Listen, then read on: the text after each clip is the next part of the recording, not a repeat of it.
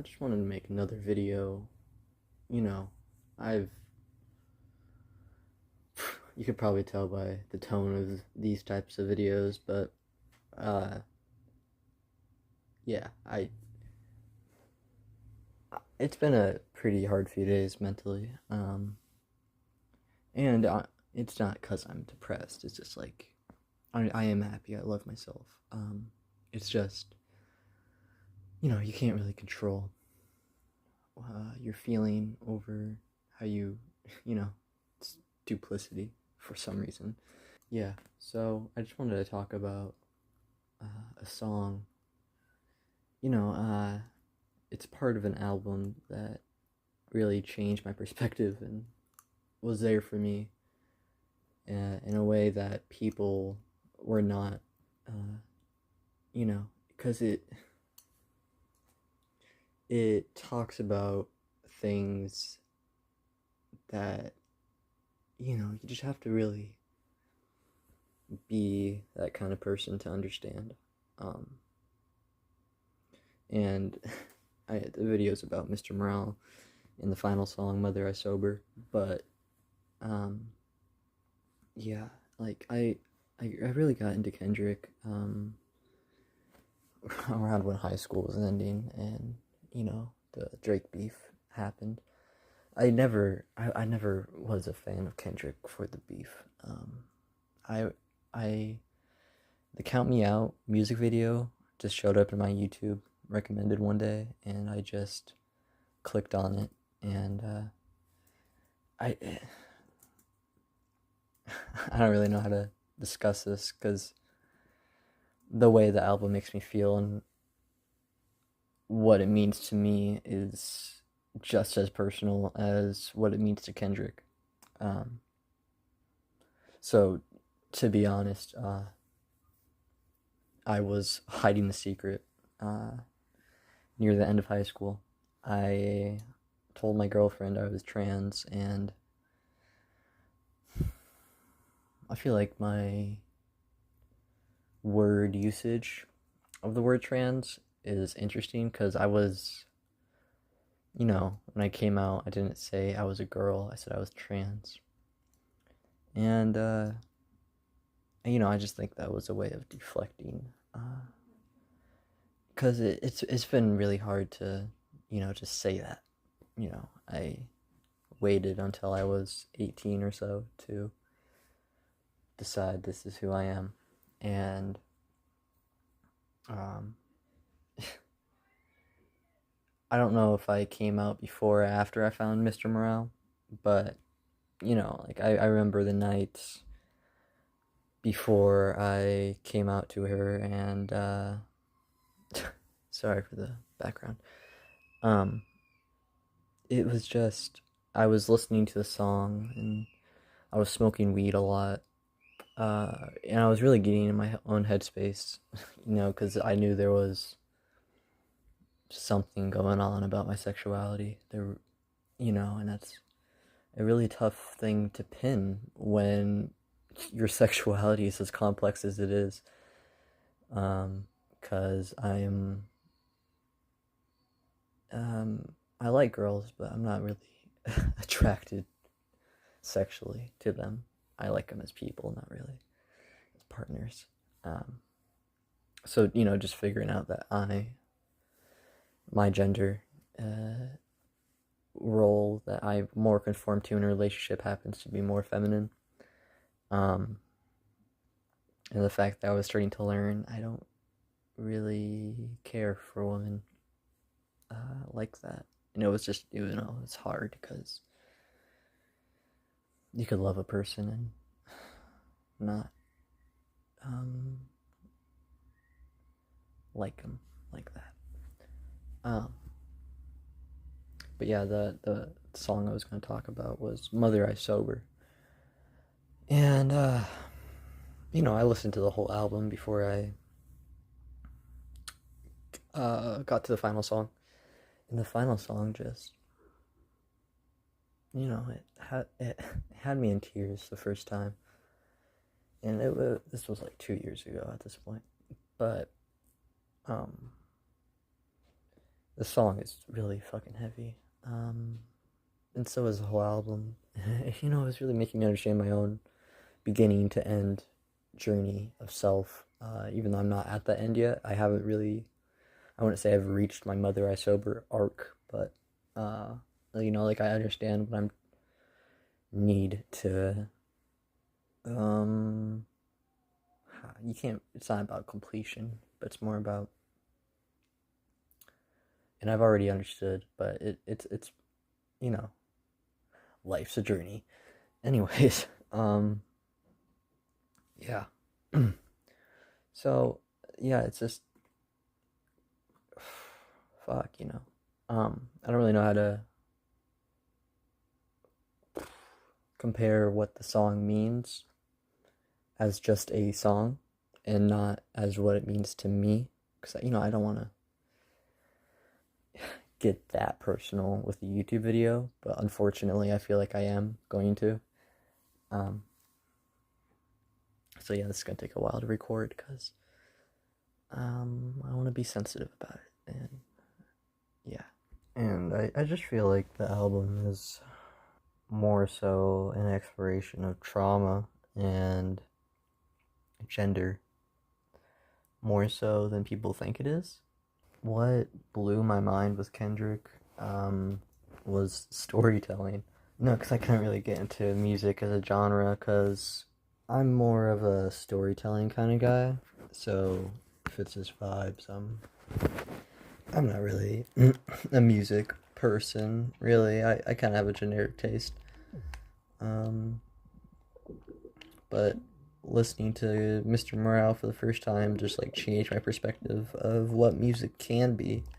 Because I feel like the album really was my soul, and that's how powerful music is.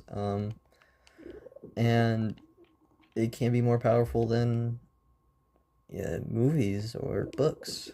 I think video games and music are pretty equal in how powerful they could be as a medium of storytelling. So, yeah, you do. You probably will need to listen to that album before listening to this, because I might not be able to, say all the story details. Yeah, basically the album is just a therapy. I want to say session, more like excavation of Kendrick's psyche. And all of his albums really are. The most being Good Kid, Mad City. Good Kid at Mad City and Mr. Morale are like, fuck, they're like master classes in opposites, because Mr. Morale is about maturity and Good Kid is about being a good kid, and also like basically every album is so dualistic. Like I think Mr. Morale and To Pimp a Butterfly are great, back to back, about similar subjects with opposite themes. So that's why it would be, it's kind of hard to pair Mr. Morale and Good Kid when I could pair Mr. Morale and To Pimp a Butterfly as a grand thesis on America, and the self. And the album cover has Kendrick with what's it called?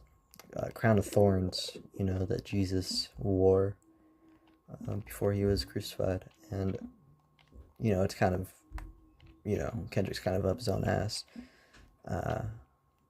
And that's why, there is criticism of the album, for having an abuser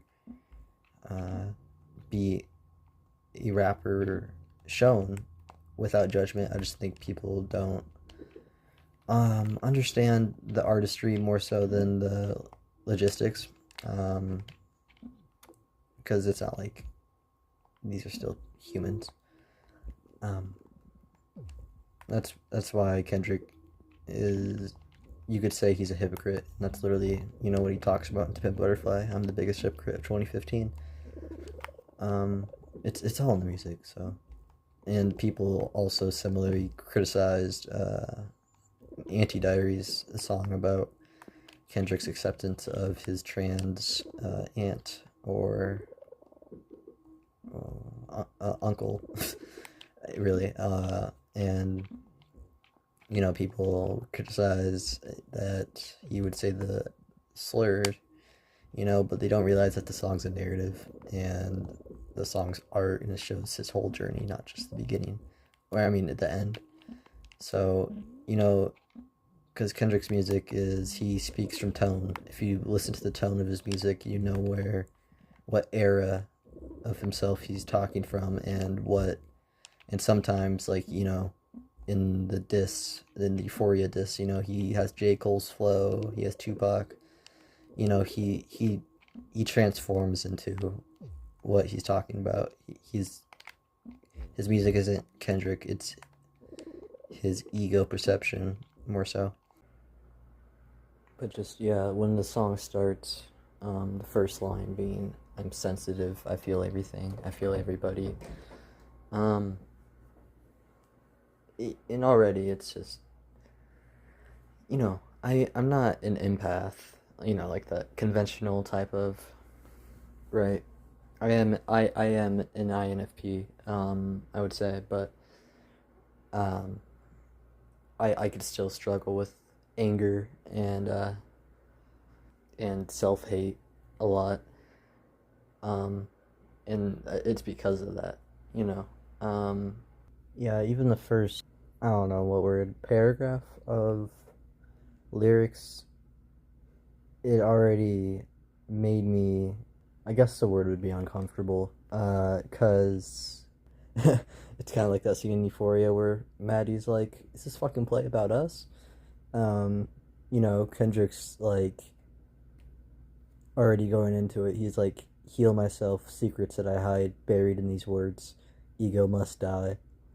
And then he says, "Pacify, broken pieces of me. It was all a blur. Mother cried, put the hands on her. It was family ties. I heard it all. I should have grabbed a gun. I was only 5." That line, it's, it's not my trauma, but it's Kendrick's. But it's just, the line that got me was, "I was only 5." Where he's like, then he says, "Shadows clinging to my soul, my only critic." It's just like, I was 5 years old when something happened to me that was similar to Kendrick. I did see my mother get hurt in a way. Um,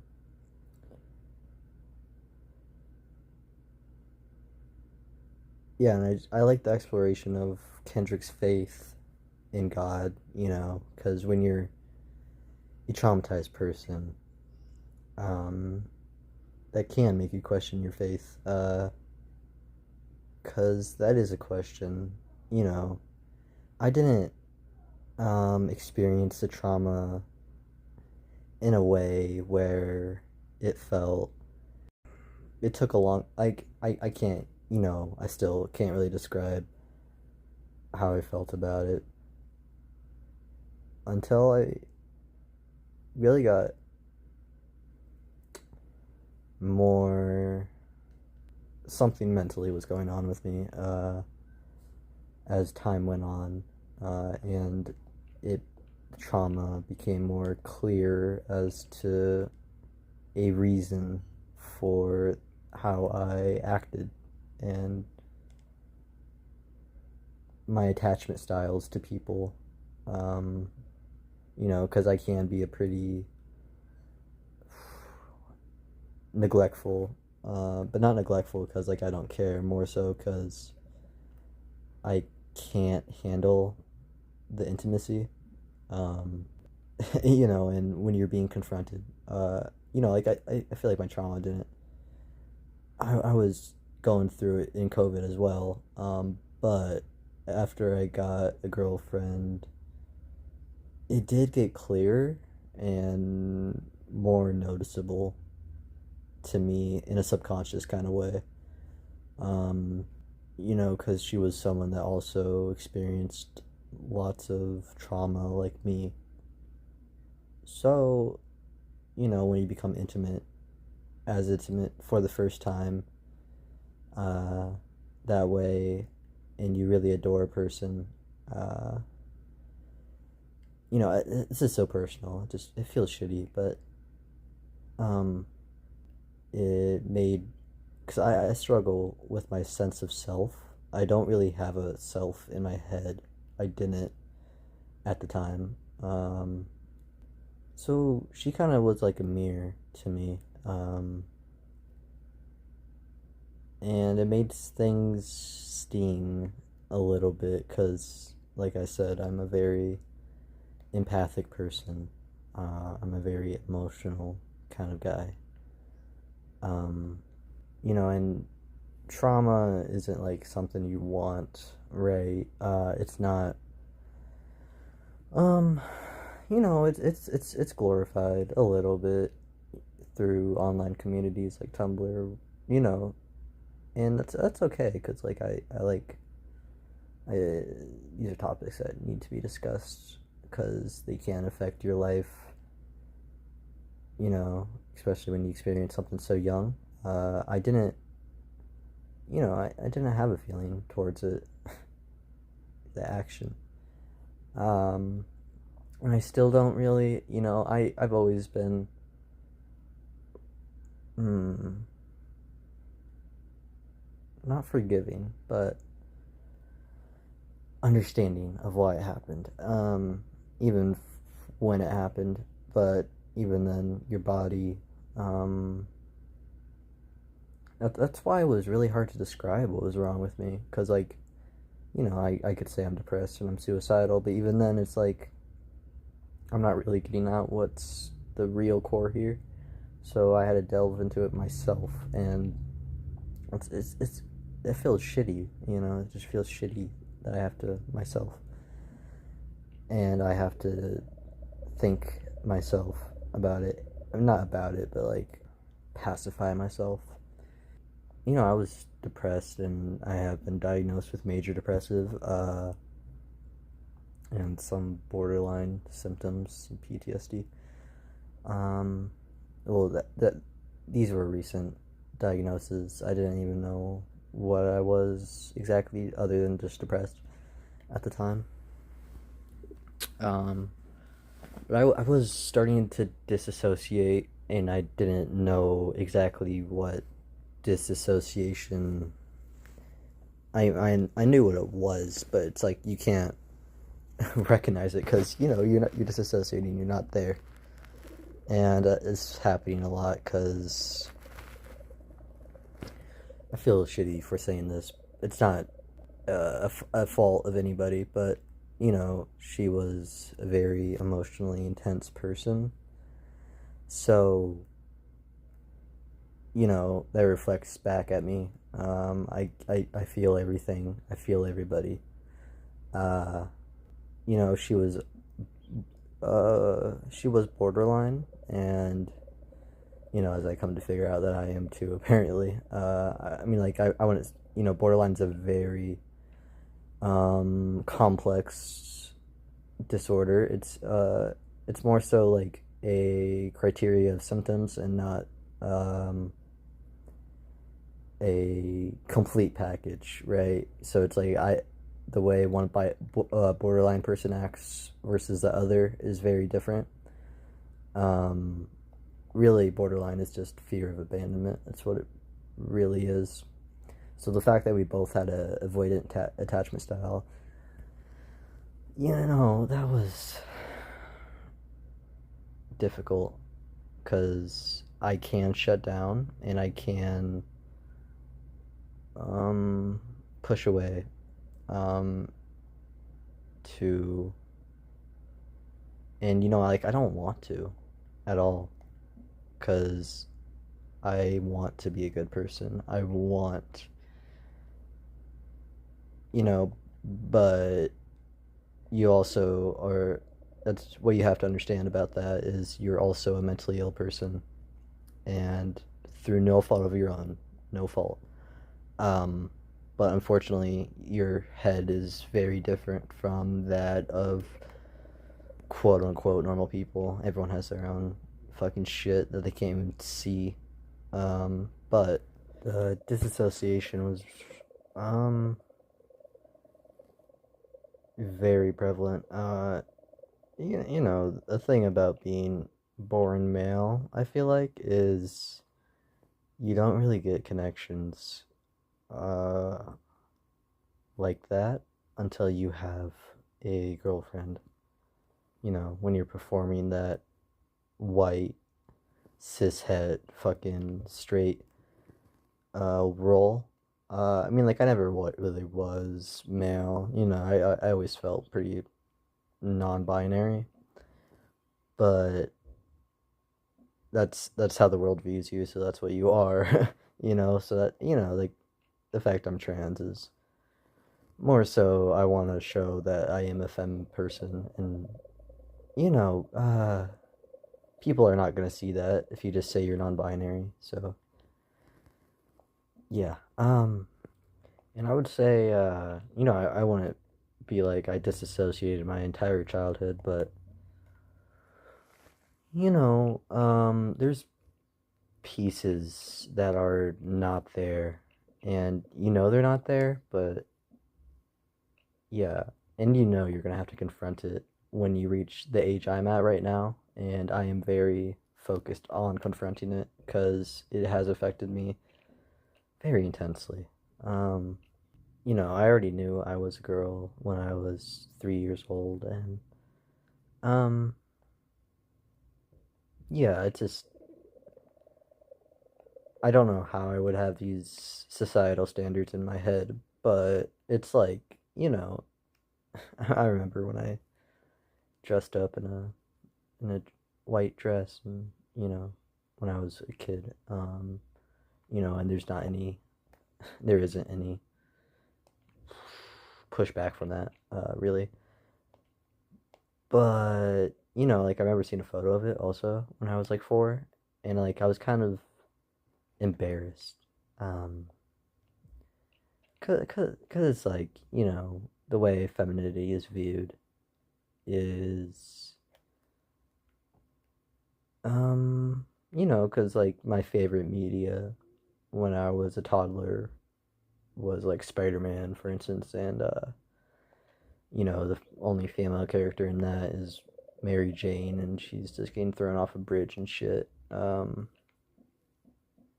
know, so my view of women is very, you know, because I fucking saw something about my mother when I was young. Um, and so it's just like, you know, my view of women is, um,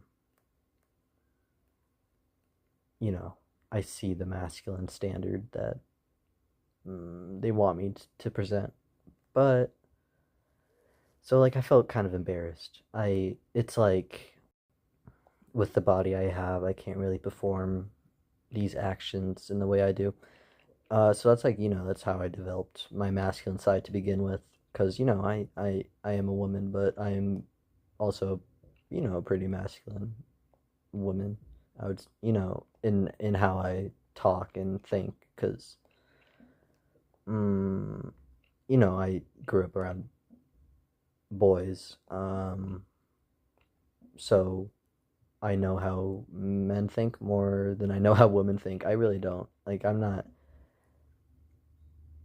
There's still a lot I have to learn about women, which is goofy, but yeah, I was, you know, like it's you know how I was saying how the trauma is, you know, it's not an emotion. It lives in your nervous system. It's in your body, so that's why you know you feel the dread in the walls and not just as an emotion. You know, it's a separate entity, really. Um, so when I was disassociating, you know, I would shut down a lot. But, you know, because I was being confronted with this, you know, because the way I got my girlfriend, I lost a friend in that process. I know, I bet you probably get what I mean by that. And that makes me sound like a shitty person. But, I mean, me and him are cool still. And I appreciate him because he's like my best friend.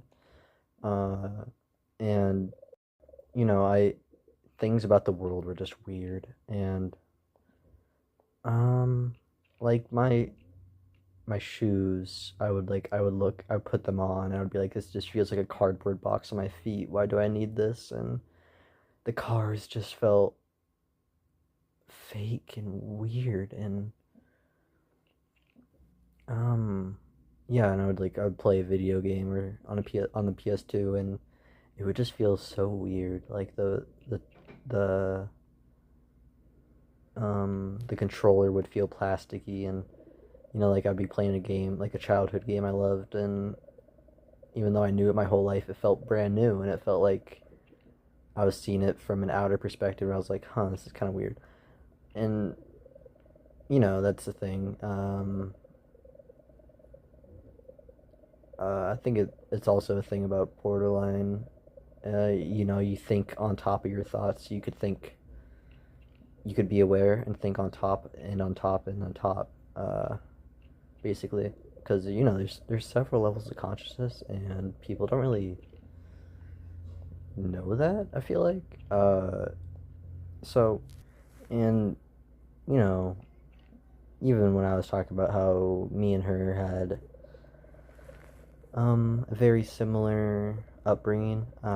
She was farther in it than I was, and to be honest, I feel like I had, not to be fucking egotistical, but I had a harder journey to explore than she did. I would say, because there's this whole fucking gender aspect on top of it. So, um,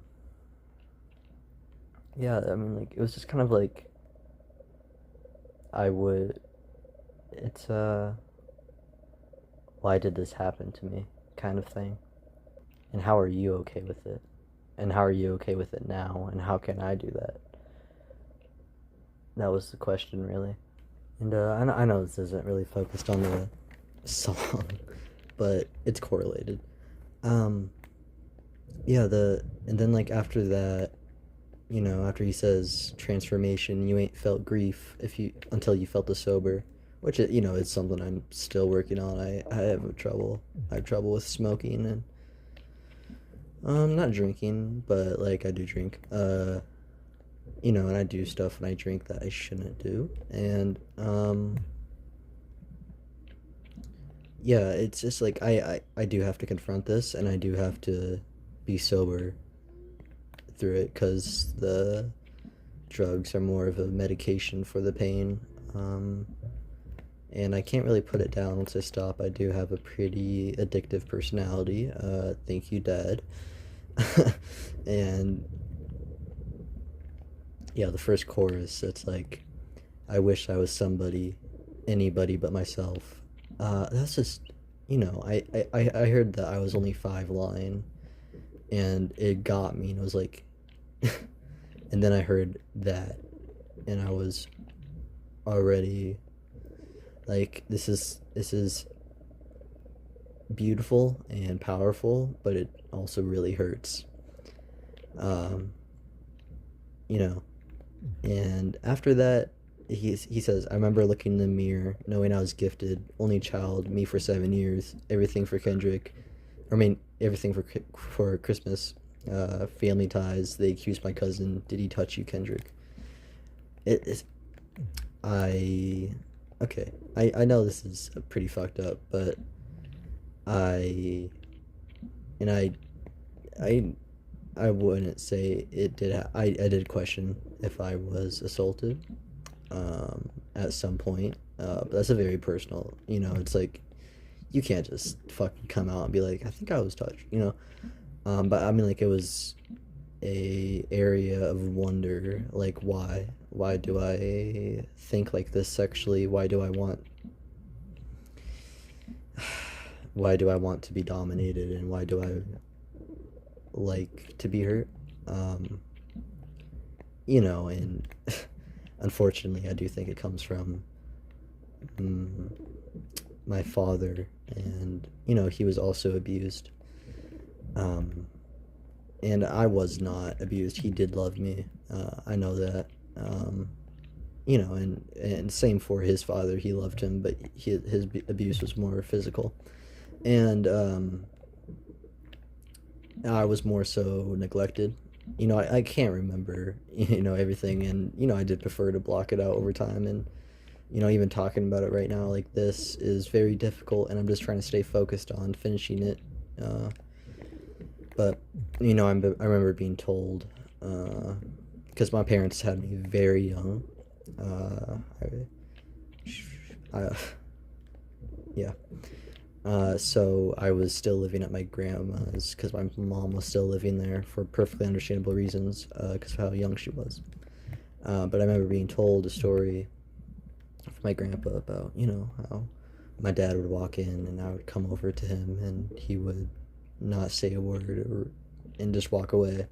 I don't remember that. I don't know if it's true, but I was told that it was an aspect. So, like you have to, like in the fucking song "Broken Pieces of Me," I had to connect the dots. Um, and yeah, I did come to figure out. Um, I don't like saying this. I that I came to find out that, something similar did, something like that did happen to my mother more than once, which is horrible. Um, and, I didn't really, I don't really know the age. I questioned if I was. Um, but yeah, as the song goes on, and he's like, I started rhyming coping mechanisms to lift up myself. I did a similar thing.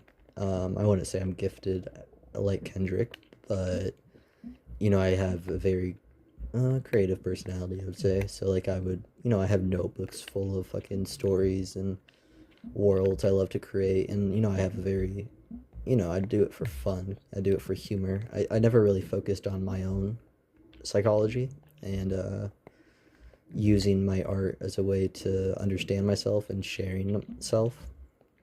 I would just be goofy and have fun. Um, but yeah, in the song, it's like, did he touch you? And then I said no. They didn't believe me. My mother's brother said he got revenge for my mother's face, black and blue, the image of my queen that I can't erase. Till this day, I can't look her in the eyes. Pain has taken over. Blame myself. You never felt grief till you felt it sober. It's just, I already got into seeing a woman like that. And I really hope no one personal towards me watches this, or because it's just like I feel like I'm airing out shit, and that's not cool. But um, and I think it's interesting how this song jumps back and forth to the past and present, because this is like the second to final song, no, third to final song actually, and so it hops back to when he's in the present and says, now I'm affected 20 years later, trauma has resurfaced. In that is a similar case from my perspective. I didn't, like I said, I didn't really, uh my body did everything it did to protect me, but it didn't resurface until, I am 20 years old right now, and so it didn't really resurface until then, where it became conscious and I was aware of it. It just felt like a movie, a tragic backstory. Like I felt like I was fucking Batman or some shit because like I have the cool fucking, oh, my parents left me type of narrative. So I felt like that's honestly how I did feel, because that's the only way you can. And I was good mentally. I was a pretty happy enough kid, I think. I was happy in ways. It's just like the way you look at the past now. Like you see, not the narrative, but the underlying thing of what was going on with me. Um, yeah, and then when he says I was 5, questioning myself, alone for many years, nothing's wrong, just results of how them questions made me feel. And that's really powerful. like by this point in the song, I was like fucking in tears and shit. Yeah, and as it goes on, he's like, I made it home, 7 years of tour, chasing manhood, but Whitney's gone. By the time you hear this song, she did all she could. All these women gave me superpowers, what I thought I lacked. I pray our children don't inherit me and the feelings I attract. So, like I had father figures, sure, but like I would say I was more raised by women. So yeah, and the way when you only have a mother, and you're lacking a masculine presence, they were very soft with me. So I felt bad for them, buying me food or comics and, basically, I guess loving me. But, um, yeah, and in all honesty, like, yeah, these women did give me superpowers, so it was like, I want to be as able to go in depth and without that understanding of femininity, because like I lack the masculine presence, adult presence. So like more so where I got my masculinity from is, you know, friends in school, because it's not like everyone is like you, right? Um, every, most people are straight, so um, it's kind of hard to find that a person like you, especially when you're also trans. So I have a more masculine and straight, uh because that's like sometimes the only thing you get, honestly. You have to, when you're gay or trans, you have to find your own family, which is fucking bullshit, but I'm still working on that by you know having the conversation and not being a bitch about it anymore. uh but I think what's interesting is he goes on to say a conversation not being addressed in black families, the devastation haunting generations and humanity.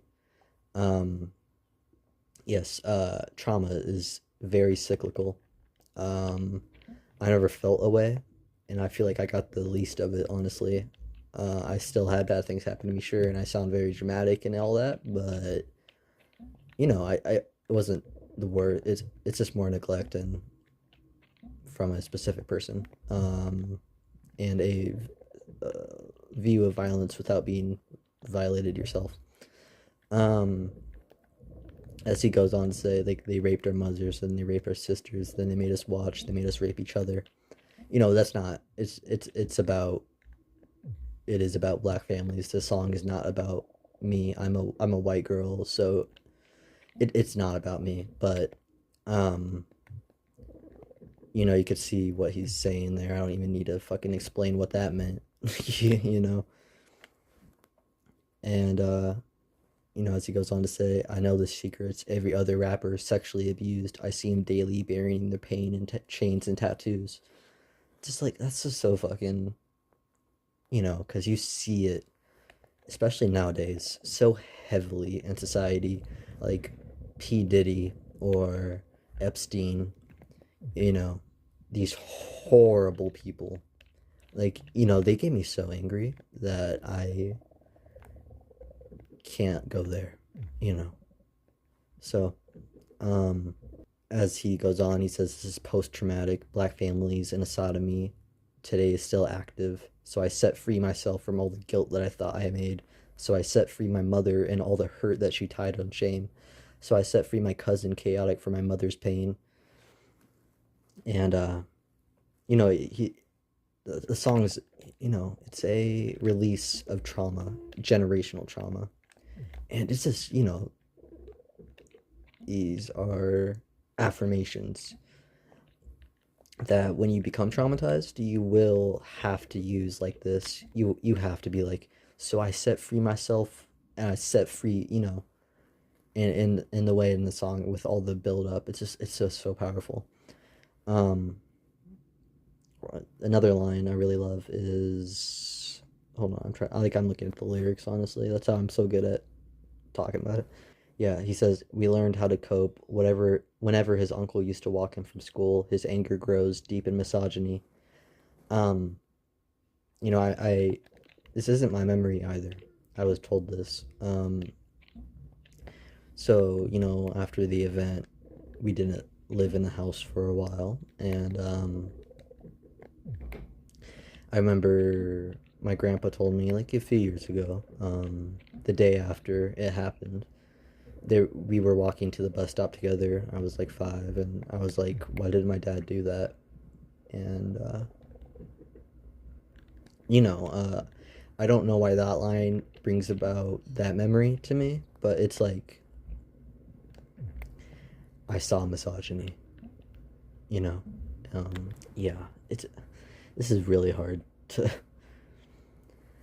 Yeah, so as she goes on with the chant, so it's like, so I set free the heart filled with hatred, keep our bodies sacred, as I set free all your abusers. This is transformation. And then, like after that fucking climax, it's like, it goes back to, I wish I was somebody, anybody but myself. It's like, that's where the trauma stems from. That's why my body is still affected by it. It's because of this. I was like, I wish I was somebody, but myself. And even after you reach that transformation, you have the underlying pinning. So like, I think, just the way the song is constructed is just fucking genius. And then you hear Kendrick's daughter say, "You, I don't know, Whitney, his wife, says, 'You did it. I'm proud of you. You broke a generational curse. Say thank you, Dad.'" And then his daughter says, "Thank you, Daddy. Thank you, Mommy. Thank you, brother, Mr. Morale." But like I would, when I got to the end of the song, I was thinking of my brother. Um, yeah, so like this was very tough to talk about, and there's no fucking conclusion here.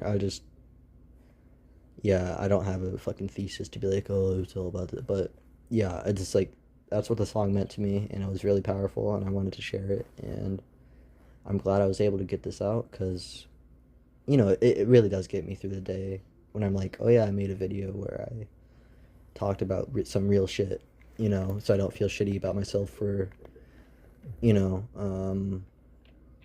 because I fucking feel like a failure all the time. So, it's like that.